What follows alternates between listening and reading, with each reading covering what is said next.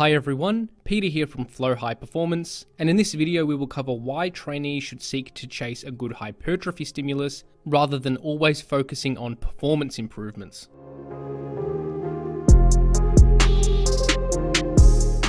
First, let's briefly cover what exactly hypertrophy adaptations are. Hypertrophy is an increase in muscle size, primarily via an increase in myofibrils, which are basically just the smallest unit of contractile tissue in the muscle. As we increase the number of myofibrils in each fiber, we end up with a larger muscle in diameter. This is the ultimate training goal we are after, which is to make the muscle thicker so it is more visually apparent on our physique. It is theorized that other forms of hypertrophy can also occur in humans, such as sarcoplasmic hypertrophy and hyperplasia, but this is irrelevant for this video.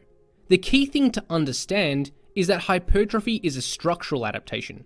This means the goal is to increase the size of the muscle, not necessarily to increase the amount of weight that we lift. For strength training, we are certainly more concerned with increasing load on the bar over time, but for muscle growth, it is not our ultimate goal. So if the goal is not to lift more weight over time, what is the goal for hypertrophy training? Well, the goal is to stress the target muscle through dynamic resistance training. It is this stress which will disrupt homeostasis and lead to hypertrophy adaptations. Hypertrophy is also a non-specific adaptation, which means it can be achieved via a range of different training methods. We can achieve equal muscle growth using different rep ranges, loads, exercises, and training styles, because there are many different ways to stress the muscle through dynamic resistance training. So now we understand what hypertrophy adaptations are and how this occurs. Let's now cover what the concepts of stimulus and performance are and what we should be focusing on during our sessions to maximize muscle growth. The training stimulus simply refers to the bout of training that promotes adaptation. If we don't provide an effective training stimulus that sufficiently disrupts homeostasis, then there is no reason for the body to adapt.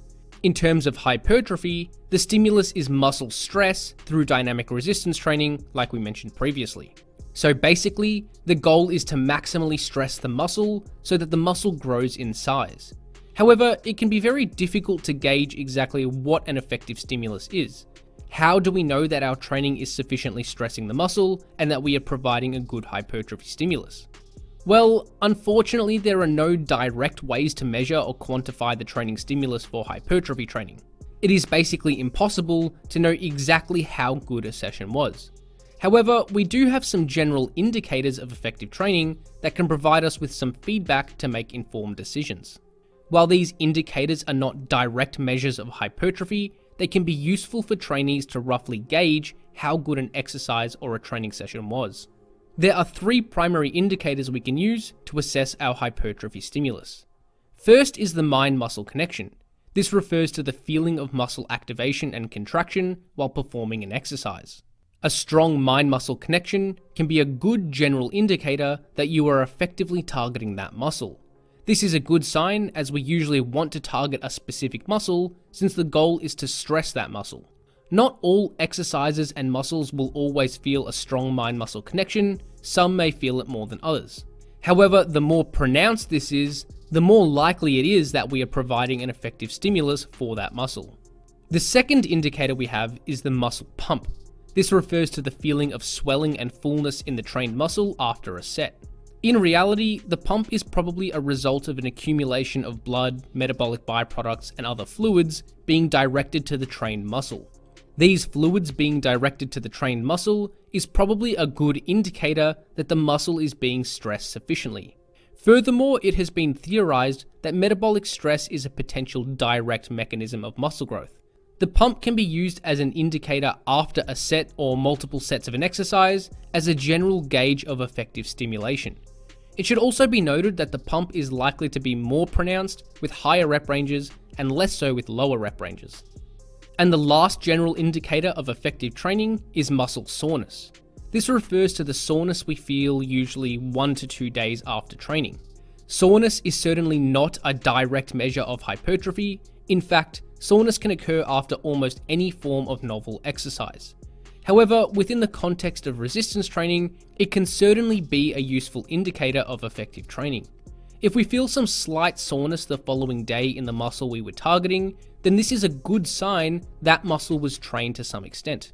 It is likely that there was sufficient disruption to the muscle and that hypertrophy adaptations are likely to occur. It should also be noted that muscle soreness will be exacerbated by novel exercise. So when we talk about soreness as an indicator, we are more so referring to the soreness within the normal context of hypertrophy style training. Next, let's discuss lifting performance.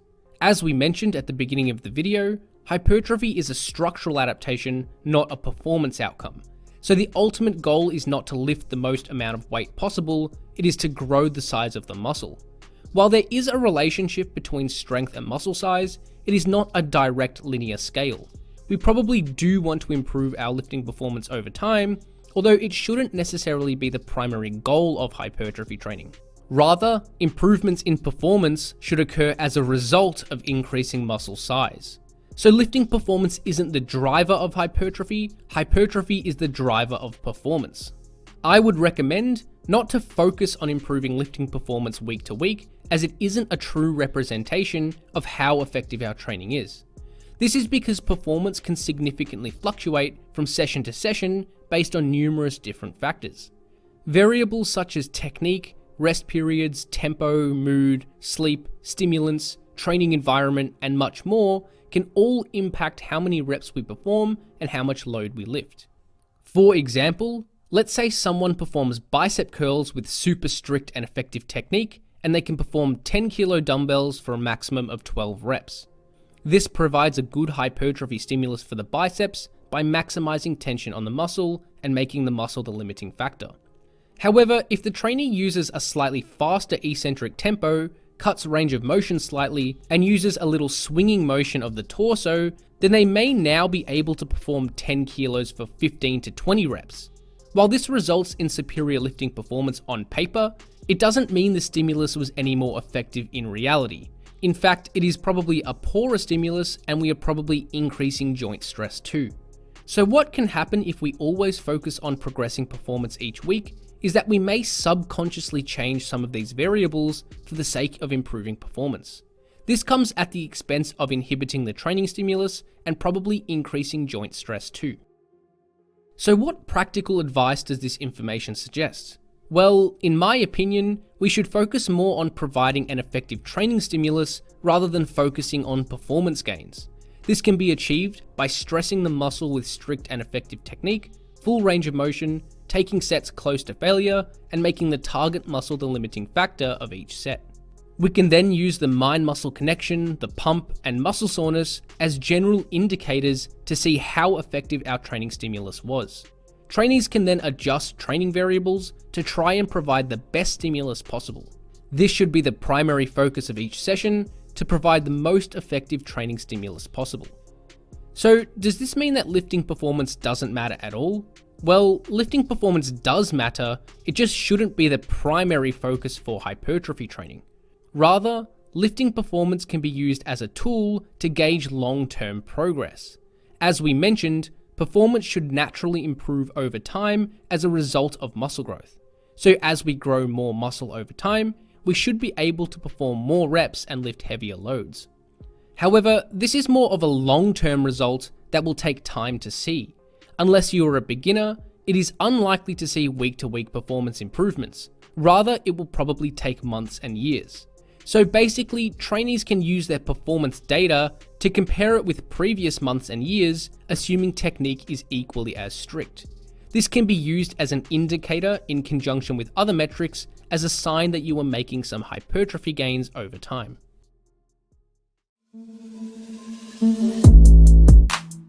Thanks for watching, and hopefully you got something out of this video. Check out flowhighperformance.com for online coaching, training templates, ebooks, and more.